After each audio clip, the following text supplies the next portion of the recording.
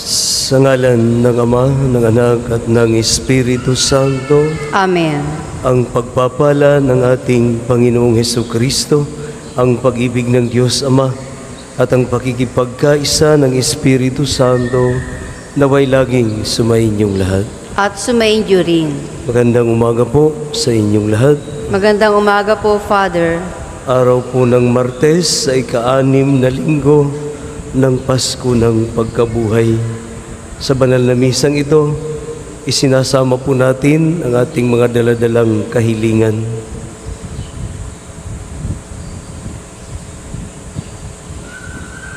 Upang tayo'y maging marapat gumanap sa banal na pagdiriwang, ating aminin ang ating mga kasalanan.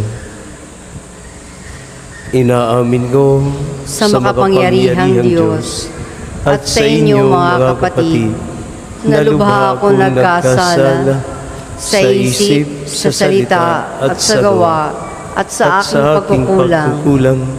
Kaya sinasamo ko sa mahal na Birheng Maria, sa lahat ng mga anghel at mga banal, at sa inyo mga kapatid, na ako'y panalangin sa Panginoong ating Diyos. Kaawaan tayo ng makapangyarihang Diyos, patawarin tayo sa ating mga kasalanan, at patnubayan tayo sa buhay na walang hanggan. Amen. Ama naming makapangyarihan, lagi nawang magalak ang iyong sambayanan sa pagkakaroon ng bagong kalooban, upang sa kadakila ang dulot ng pag-anib sa iyong angkan, ang araw ng pagkabuhay ay maging pag-asa sa pagdiriwang.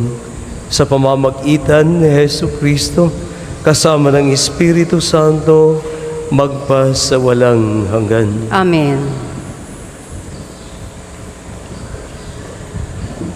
Pagbasa mula sa mga gawa ng mga apostol. Nung mga araw na iyon, may mga Hudyong dumating mula sa Antioquia. Nung mga araw na iyon, dinaluhong sina Pablo at Silas ng mga tao.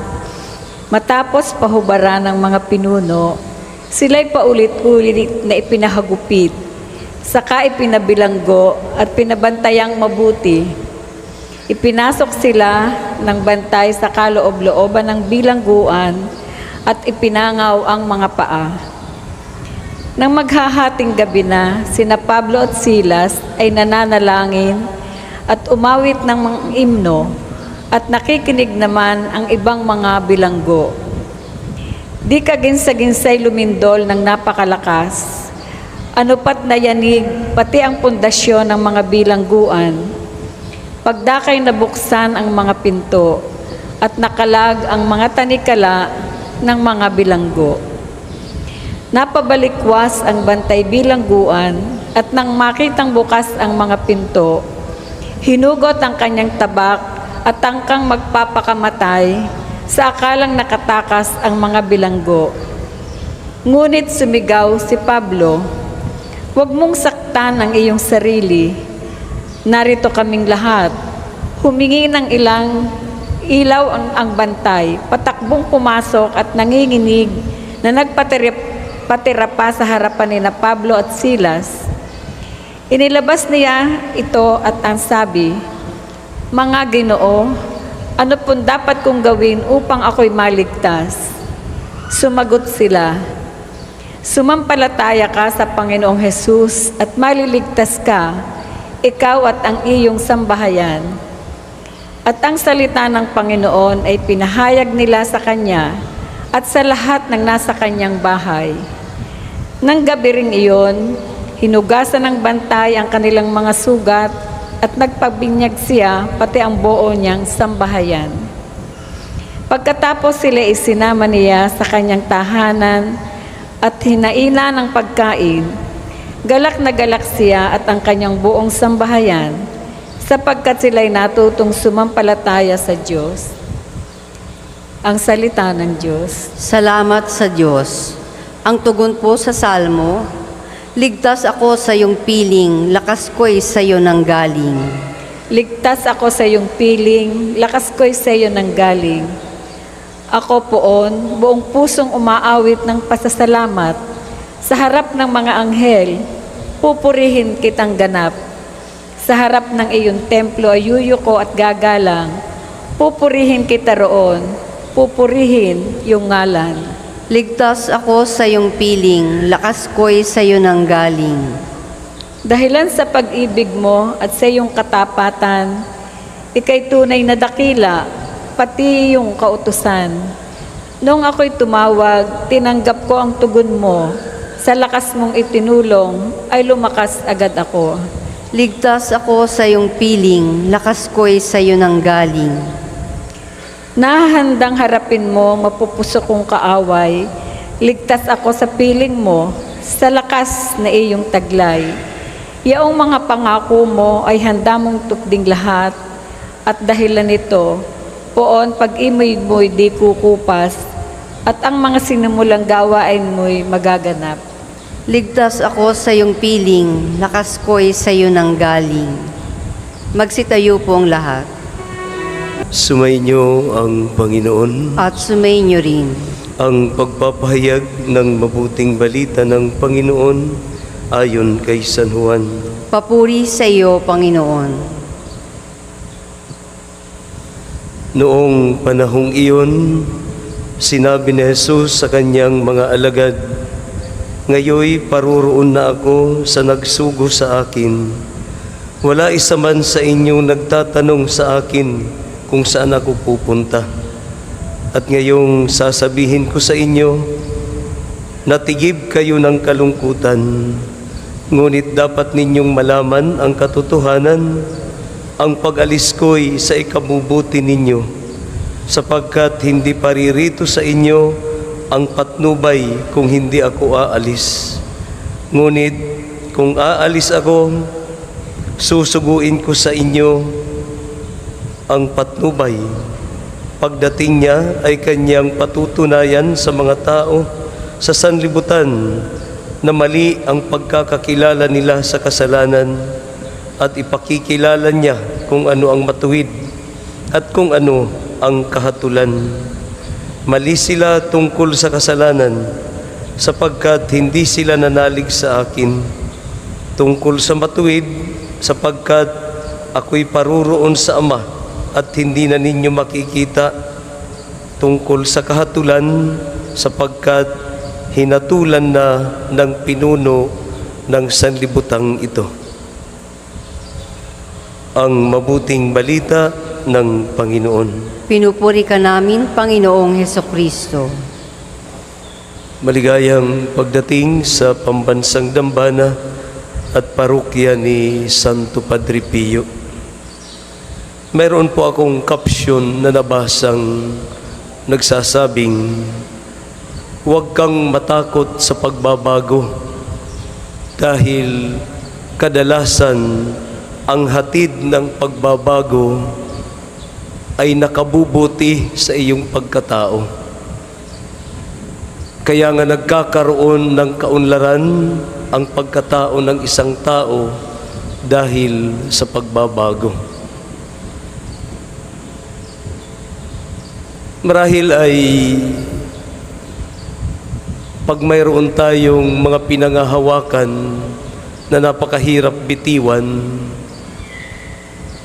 o kaya naman mayroong mga nagpapasaya sa ating mga bagay, mga tao na napakahirap alisin sa atin, marahil akmang-akma ang caption na ito. Dahil kadalasan, pag ang isang bagay o ang isang tao ay nakapagbibigay sa ating lugod, nakapagbibigay sa atin ng saya, nakapagbibigay ng kung anuman ang gusto nating hanapin, gusto nating nandyan na yun, at ayaw nating bitawan, ayaw nating maalis sa ating buhay. Ganito rin ang sitwasyon sa ating ebanghelyo ngayon, na kung saan ito'y pamamaalam ng ating Panginoon sa kanyang mga alagad dahil siya'y malapit ng umakyat sa langit. Kaya nga ang sabi niya'y, "Ngayoy paroroon na ako sa nagsugo sa akin. Wala isa man sa inyong nagtatanong sa akin kung saan ako pupunta. At ngayong sasabihin ko sa inyo, natigib kayo ng kalungkutan. Subalit ang maganda dito yung dugtong ng ating Panginoon. Ang aking pag-alis ay para sa ikabubuti ninyo, dahil hanggat nandito ako, hindi ipapadala ang patnubay. At ang patnubay na ito na tinutukoy ng ating Panginoon, ang Espiritu Santo, na gagabay sa sangkatauhan, gagabay sa mga alagad upang ituro kung ano ang dapat ituro na hindi pa nauunawaan ng mga alagad. Alalahanin natin, noon pa man sinabi ng ating Panginoon na bagamat hindi pa ninyo nauunawaan ang lahat ng bagay, pagdating ng Espiritu Santo, siya ang magtuturo sa inyo at mauunawaan ninyo kung ano ang mga itinuturo ko sa inyo. At yun ang nangyari. Alam natin noong dumating ang Pentecostes at bumaba ang Espiritu Santo sa mga alagad, doon po sila naging matapang para ipakalat ang mabuting balita ng ating Panginoon, at doon nila naintindihan at naunawaan kung ano ang ninanais ng ating Panginoon. Pagbabago. Bagamat mahirap tanggapin, subalit sabi nga doon sa kapsyon na iyon, kadalasan sa ikabubuti ng pagkatao ng isang tao ang naidudulot ng pagbabago. Ang ating unang pagbasa ay ito rin po ang binibigyan ng diin, lalong-lalo na noong bantay bilangguan, nung makita nilang nakaalis na si Pablo at si Silas doon sa bilangguan na wala namang naglalabas. Ano sana ang gagawin ng bantay bilangguan? Papatayin na sana niya ang kanyang sarili dahil siya ang mananagot sa paglaya ni na Pablo at ni Silas na ipinabilanggo ng otoridad. Subalit ano ang sabi ni Pablo? Huwag mong saktan ang iyong sarili. At doon nakilala ng bantay bilangguan na ito nga'y mga sugo ng Diyos. Kaya anong sabi niya? Ano po ang aking gagawin upang ako'y maligtas? Yun ang pagbabago. Pagbabago na magdudulot ng kabutihan, kaligtasan. At ito ang paanyaya sa atin ng ating Panginoon. Sa mga pagkakataon na inaanyayahan tayo ng mga circumstances at mga pagkakataon na kung saan ay kahit ng ating mga kaibigan, mga kamag-anak, mga mahal sa buhay, kahit yung mga bagay na kinukuha sa atin at kailangang mawala, na magdudulot sa atin ng pagbabago, ito ang ninanais ng ating Panginoon, na ito'y mayroong mensaheng ibinibigay po sa atin. Nang sa ganon, hindi tayo magkaroon ng tinatawag na maging stuck doon sa ating kinalalagyan, kung hindi magkaroon ng growth, mag-develop ang ating pagkatao hanggang sa matamo natin yung pagkatao na ninanais ng Panginoon sa atin, na tayo'y maging kagaya niya. Nang sa ganun, pagdating ng panahon, pagdating ng ating Panginoon, hulmang-hulma ang ating pagkatao sa ninanais ng ating Panginoon na makasama niya sa buhay na walang hanggan. Sa pagpapatuloy po ng ating banal na pagdiriwang, hilingin po natin sa ating Panginoon na nawa kahit masakit na pagbabago, masakit para sa atin dahil mayroong mga mawawala, naway maintindihan natin at maunawaan at lalong-lalo nang matanggap para sa ikabubuti ng ating pagkatao, ikabubuti ng ating kaluluwa, ang kaligtasan na ating minimithi. Amen. Magsitayo po ang lahat. Manalangin kayo mga kapatid upang itong ating paghahain ay kalugdan ng Diyos Amang makapangyarihan. Tanggapin nawa ng Panginoon itong paghahain sa iyong mga kamay, sa kapurihan niya at karangalan, sa ating kapakinabangan at sa buong sambayanan niyang banal. Ama naming lumikha, ipagkaloob mong kami ay laging magalak sa pagdiriwang ng Pasko ng pagkabuhay ng iyong anak, upang ang ginagawang patuloy na pagsagip sa amin ay maging sanhi ng aming ligayang walang maliw. Sa pamamagitan niya, kasama ng Espiritu Santo, magpa sa walang hanggan. Amen. Sumainyo ang Panginoon. At sumainyo rin. Itaas sa Diyos ang inyong puso at diwa. Itinaas na namin sa Panginoon. Pasalamatan natin ang Panginoong ating Diyos. Marapat na siya ay pasalamatan. Ama naming makapangyarihan, tunay ngang marapat na ikaw ay aming pasalamatan. Ngayong ipinagdiriwang ang paghahain ng Mesiyas, ang maamong tupa na tumubos sa aming lahat, sa paghahain ng sariling buhay at sa pagkabuhay ng anak mong mahal, nabuksang ganap ang iyong tahanan at kaming pinaghaharian mo'y naging kasambahay. Sa pagkamatay niya sa krus, nalupig ang kamatayan, sa kanyang pagkabuhay, naging buhay siya ng tanan. Kaya kaisa ng mga anghel na nagsisiawit ng papuri sa iyo nang walang humpay sa kalangitan, kami nagbubunyi sa iyong kadakilaan. Kung hindi po kayang lumuhod, ay manatili pong nakatayo ng may paggalang. Ama naming banal, ikaw ang bukal ng tanang kabanalan. Kaya't sa pamamagitan ng iyong Espiritu, gawin mong banal ang mga kaloob na ito upang para sa amin ay maging katawan at dugo ng aming Panginoong Hesukristo. Bago niya pinagtiisang kusang loob na maging handog, hinawakan niya ang tinapay, pinasalamatan kanya. Pinaghati-hati niya iyon, iniabot sa kanyang mga alagad at sinabi, "Tanggapin ninyong lahat ito at kanin, ito ang aking katawan na ihahandog para sa inyo."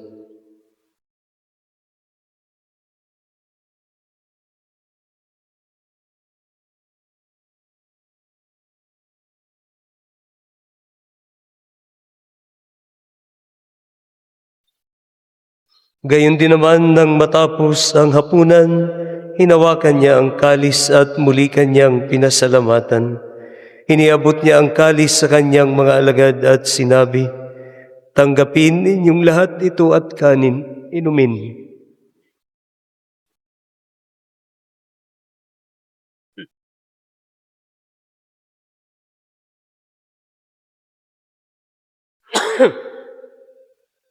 Ito ang aking dugo na ibubuhos para sa inyo at para sa lahat.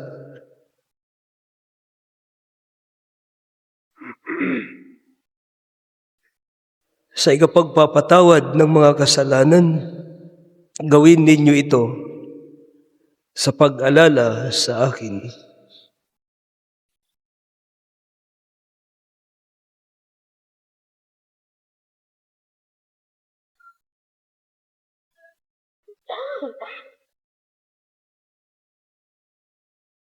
Ang misteryo ng pananampalataya. Ama, ginagawa namin ngayon ang pag-alala sa pagkamatay at muling pagkabuhay ng iyong anak. Kaya't iniaalay namin sa iyo ang tinapay na nagbibigay buhay at ang kalis na nagkakaloob ng kaligtasan. Kami nagpapasalamat dahil kami iyong minarapat na tumayo sa harap mo para maglingkod sa iyo.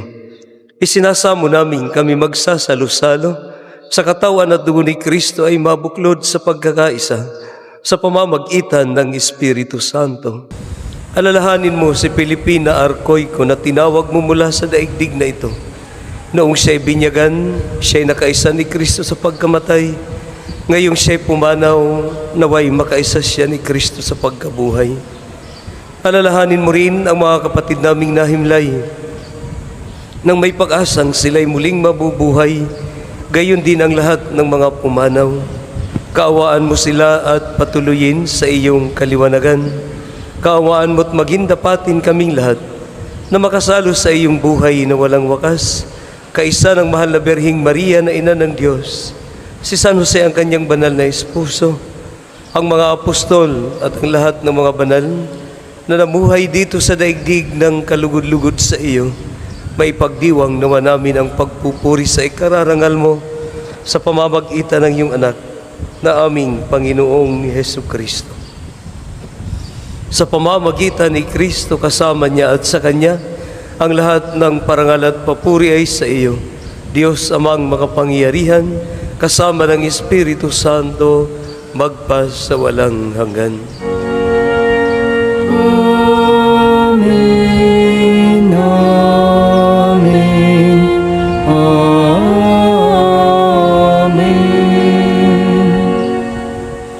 Sa tagubilin ng mga nakagagaling na utos at turo ni Jesus na Panginoon natin at Diyos, ipahayag natin ng lakas loob.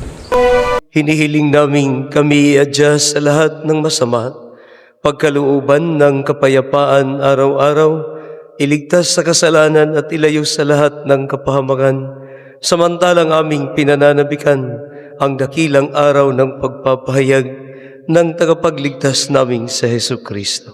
Sapagkat iyo ang kaharian at ang kapangyarihan at ang kapurihan magpakailanman.